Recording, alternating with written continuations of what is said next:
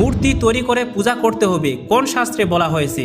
এই প্রশ্নটি আমাদের অনেকেই করে থাকেন, তাই আজকের এই ভিডিওতে এর যথাযথ প্রমাণ সহকারে তুলে ধরা হবে। বিষ্ণু সংহিতার 65 নম্বর অধ্যায়ের 1, 2, 3 নম্বর শ্লোকে উল্লেখ আছে, অনন্তর উত্তম রূপে স্নান, তদন্তে উত্তম রূপে হস্তপদ প্রক্ষালন ও তৎপরে উত্তম রূপে আচমন করিয়া দেব প্রতিমাতে অর্থাৎ ঘটা দিতে জন্মরহিত ভগবান বাসুদেবের পূজা করিবে। আশ্ববন প্রাণস্তত এই মন্ত্র দ্বারা জীব দান করিয়া, যুঞ্জতে মন এই অনুবাদ দ্বারা আহ্বান করিয়া, জানুদয় পানিশয় ও মস্তক দ্বারা।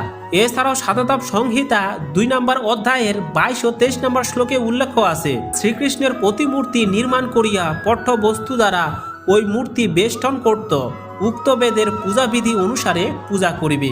গীতার এই 2টি শ্লোকে ভগবান স্পর্শ করে বলেছেন পত্র পুষ্প ফল ও জল দিয়ে নিবেদন করতে।